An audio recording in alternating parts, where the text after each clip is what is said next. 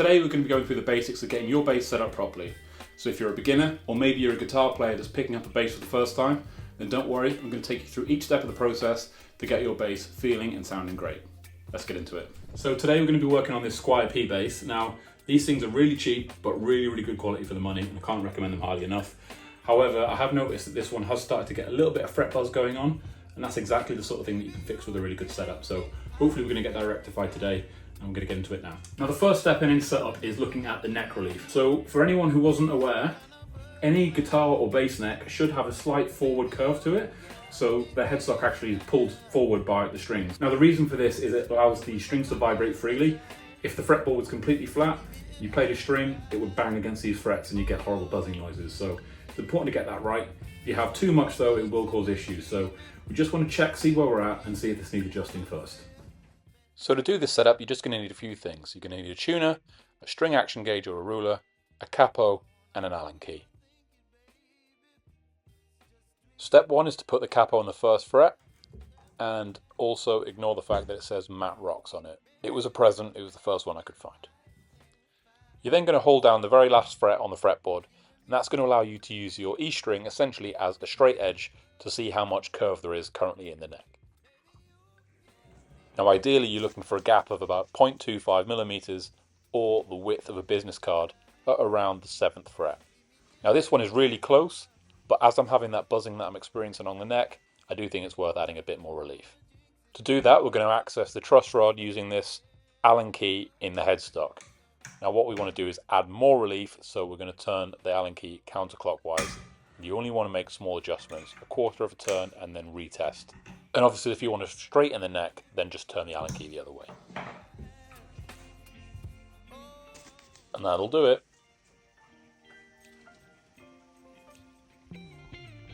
Now that we have the neck the right shape, the next thing to look at is the string action or the string height. So essentially, there's no right or wrong answer with this, it's all down to personal preference. If you have the strings nice and low, then that means you'll be able to play really fast down this end. However, it is going to run the risk of introducing fret buzz because your strings are that much closer to the frets.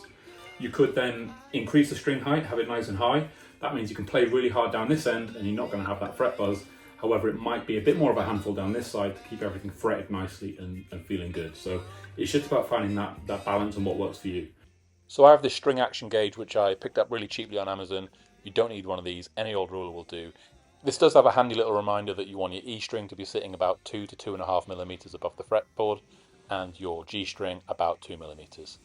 And as you can see here, there's some little handy guides which let you see what that is.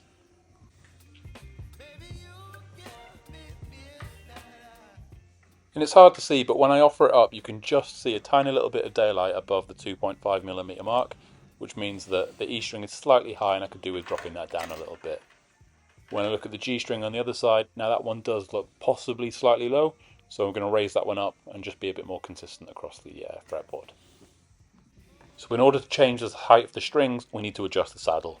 Each saddle has two little screws which you can adjust, which will either raise or lower the actual individual saddle and that individual string.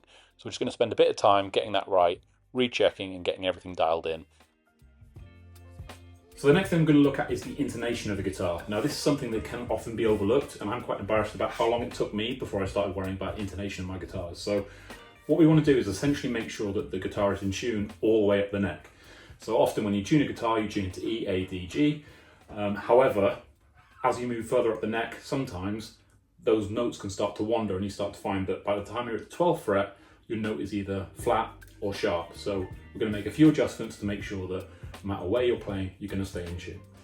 First things first, retune your bass. All those adjustments we've made will knock it way out of tune. Now once everything's in tune, you then want to play each string at the 12th fret to see if it's still in tune when you're playing an octave higher. As you can see with this one, it comes up slightly sharp. Now if the 12th fret is sharp, then you want to move the saddle away. If it's flat, you move it the other way. You do that by adjusting this screw here.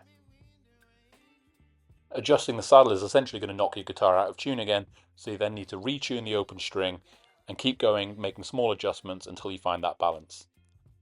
As you can see here, I've gone too far, it's now flat and I need to move back the other way.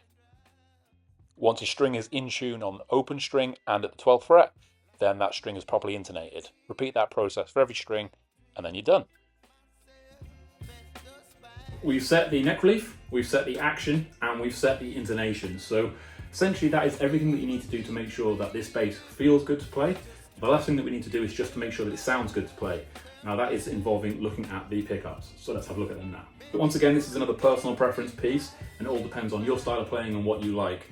Now obviously dropping the pickups down means that they move further away from the strings, and that is going to give you kind of a more subtle, more background kind of feeling. And then if you want them a bit more punchier and a bit more kind of lead driven, then you can obviously lift them up and get them closer to the strings, and you can have more output. The key thing to consider when you're setting the pickups is you want to make sure that they're at a similar output, because you don't want one really high, really loud, and then the other one really quiet when you switch. So I think that's the most important thing, is kind of finding something that you like and then making sure that they're balanced and even between the two. So as you can see, I've got two sets of pickups on this bass. The one that often confuses people is this one, which is the P bass pickup. A lot of people think it's two pickups, it's actually just one. The split pickup allows you to install them at an angle, which essentially follows the radius of the fretboard. That means that all the poles of the pickups are a consistent distance away from your strings, giving you a nice even sound. Pickup height is all personal preference, so have a play around, see what works for you, and then remember to check that you get a similar output from both pickups, so you've got that consistent tone.